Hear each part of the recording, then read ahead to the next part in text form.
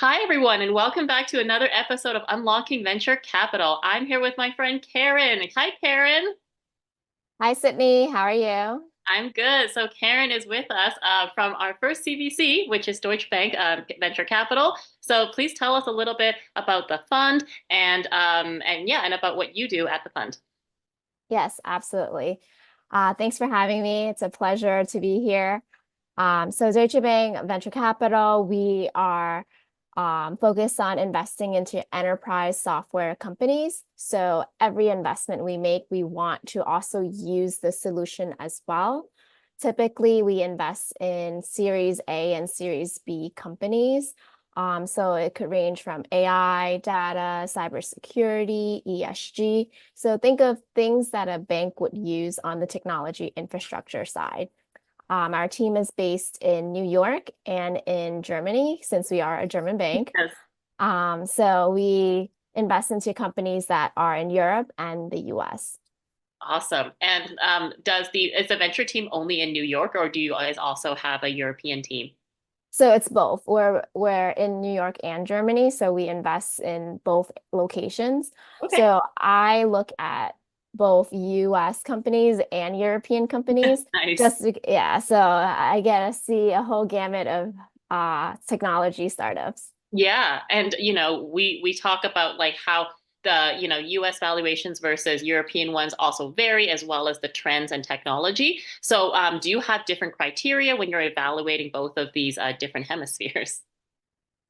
So I would say that it's similar, but the valuations in the US are much higher. Yes.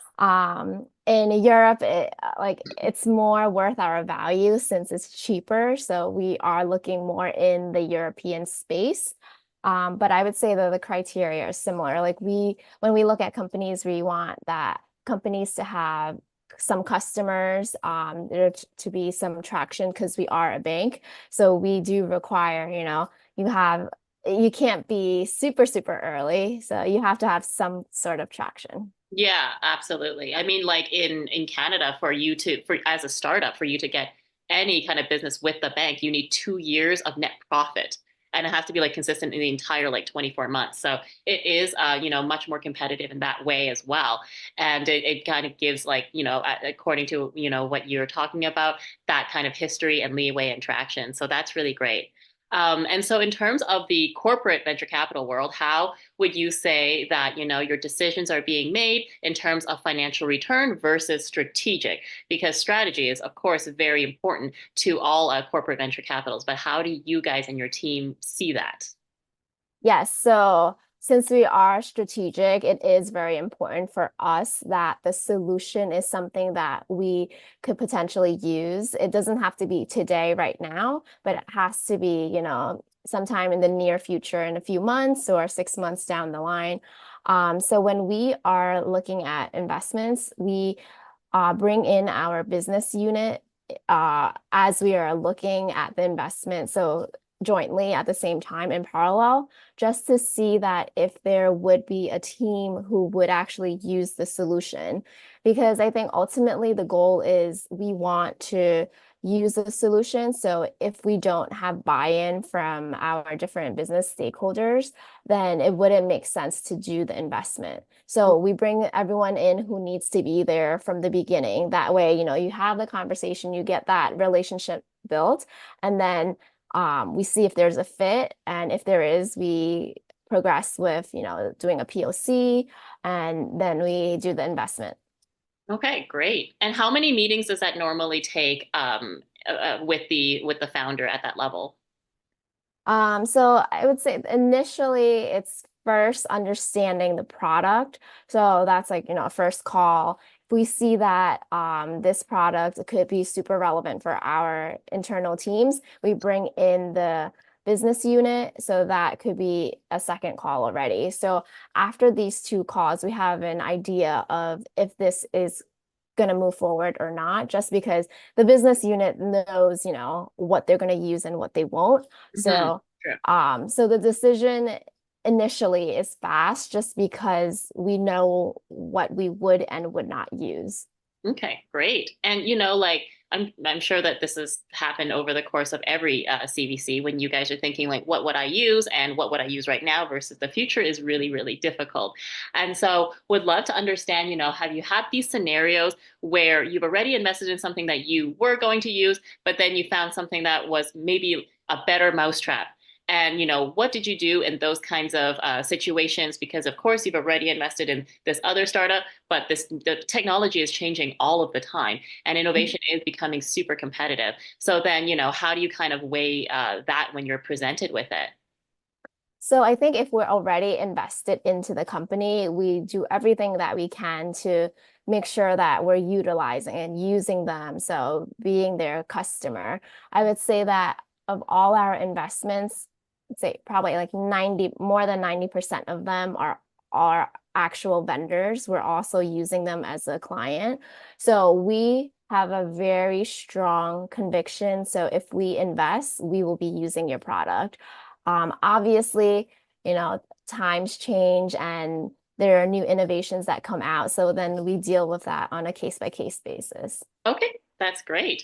And you guys have really great programs. I looked into your entrepreneur in residence program that you're in charge of. I would love to learn a little bit more about that and how the founders, especially first-time founders, get to benefit from these.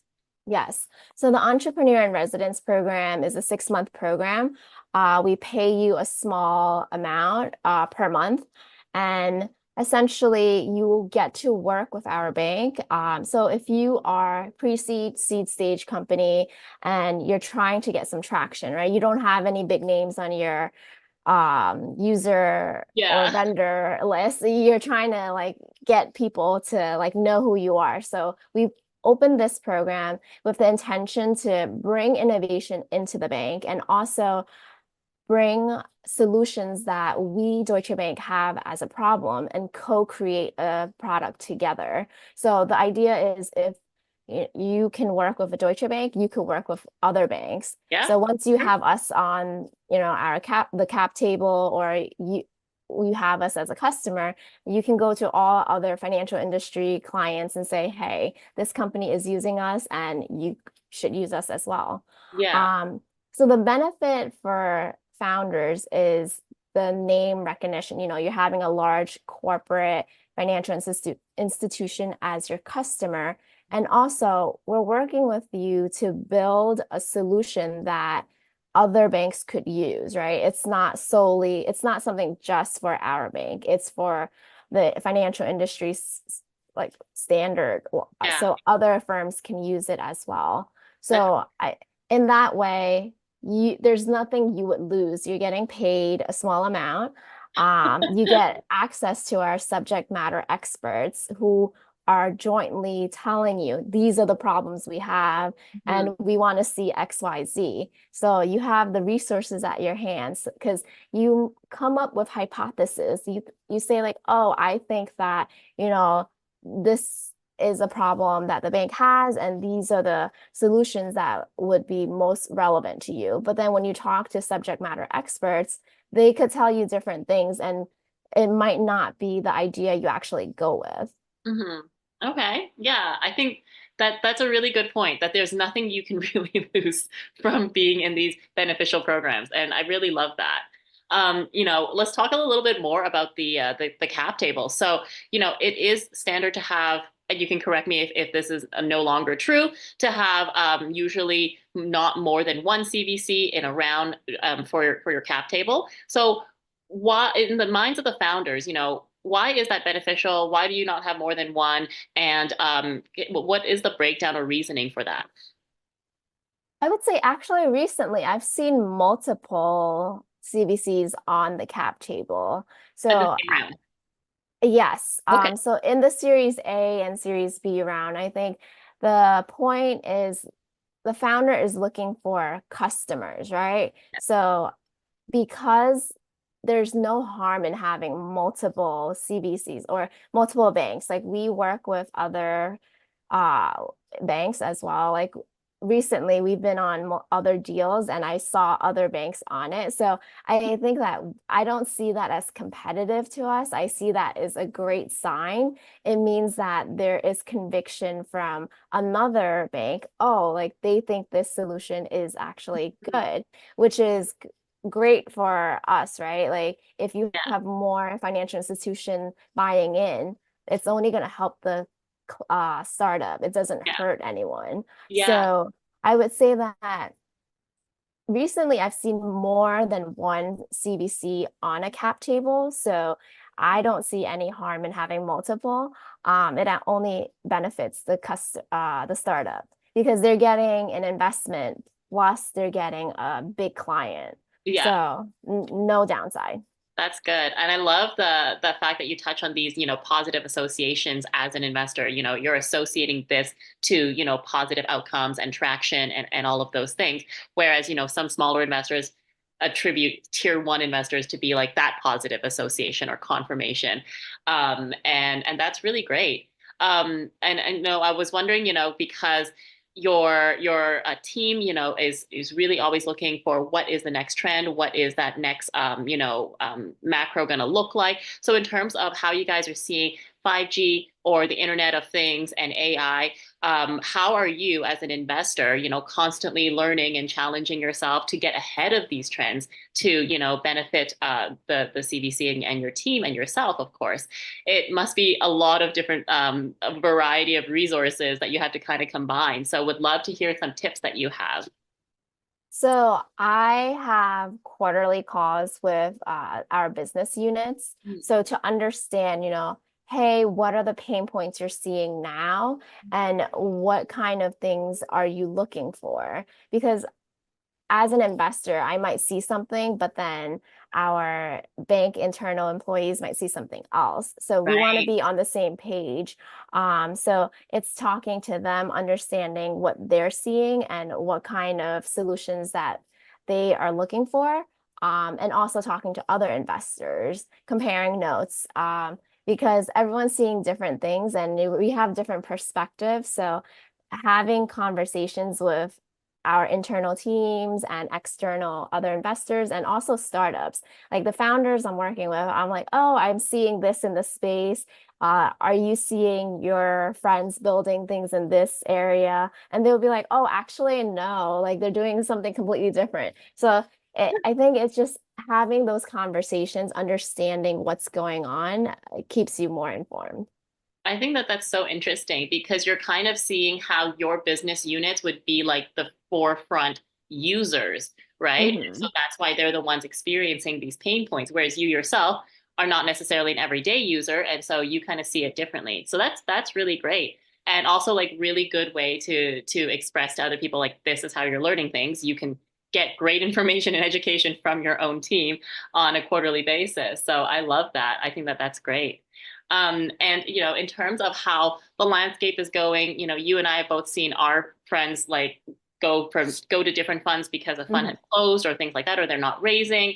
And so there's a lot of pressure there. Does that put pressure on CVCs because there is just more inflow kind of coming than before, or is it about the same? Has any of these market trends really hit the CVCs in a different way nowadays?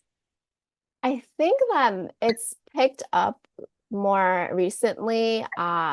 So because CVCs are a little more stable, I would call, Yeah. the CVCs, we don't need to raise funds, right? We have capital being allocated, or the mother company is giving you the money. So we have the cash. So recently, it's more that the CVCs are deploying more capital. Hmm. And I think that there will be even more next year. So obviously we've seen, some funds close and some funds can't raise money. So that's impact for startups that are looking for capital. Like Yeah. they think twice now, like, oh, should I actually go with a smaller fund, or maybe we should look at a CVC where they have the stability, they have the capital, and they would actually be a vendor as well. So I think now founders have taken a closer look at CVCs. Yeah. And have you had that experience where because investments come in tranches, if a smaller fund that you have co-invested in closed, what happens to everybody else, including the CVC, that they know is going to have more funds, but that's just not what was allocated to that particular deal. So have you ever seen these kinds of things happen in the past years? Because I know that in the New York market is a lot more active, and so there's just a lot more going on over there. Luckily, we have not seen for our investments, we haven't seen any particular fund close. But I think in that situation, we would try to help them out more just because if we know that their fund closed, that means they would need more capital Yeah, and they that would startup. probably need more guidance if that was, their lead investor who was helping them with everything. Then like we would provide more assistance, but thankfully we haven't seen that with our portfolio. Okay, that's good. That's good to know. And these kinds of things, they're not like unknown in these kinds of markets and these times, right? Because you kind of don't know what is going to rise up again or what is going to not be there anymore in the next year. And I think that there's, a special part of founders where you're always hoping for the best, but you're preparing for the worst. So you really don't really know what to prepare for at the end of the day if these are things you may never have heard of.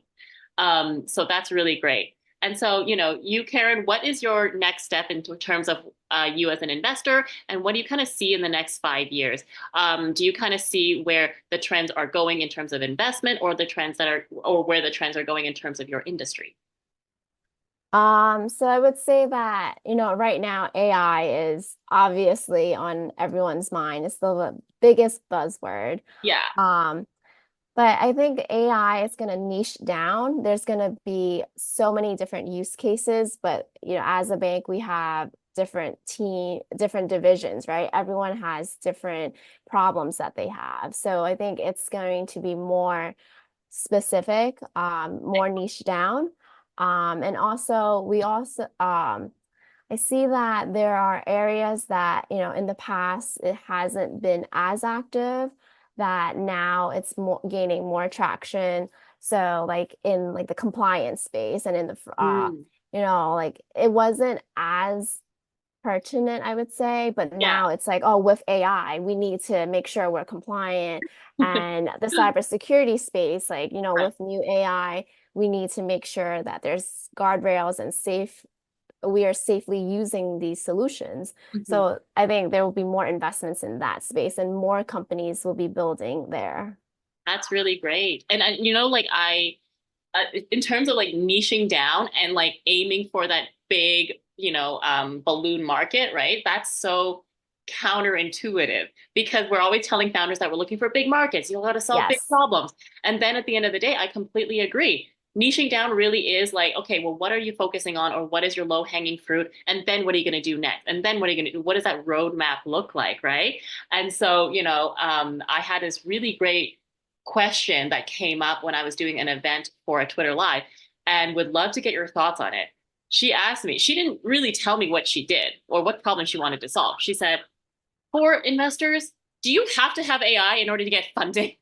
I was like, I can see why you're asking that. And yeah, would love to hear your answer, and I will tell you what I told her.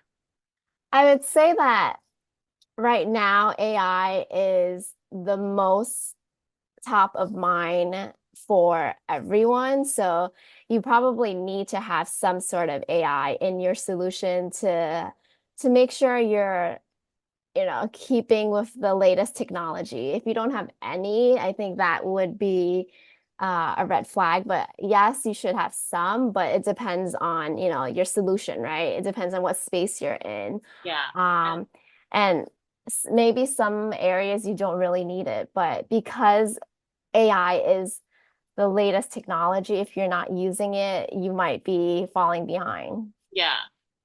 That's a really good point, and I love that answer. And so like I told her that it does again depend on what it is that you're building, what the problem is that you're solving. So you may need it, you may not need it. It just depends on what you're really doing.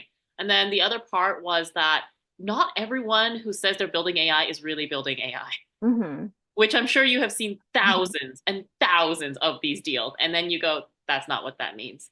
And you're like, well, how do I tell them now? And because when they are building kind of a wrapper or they're using open source libraries in a certain way, you're not really building it.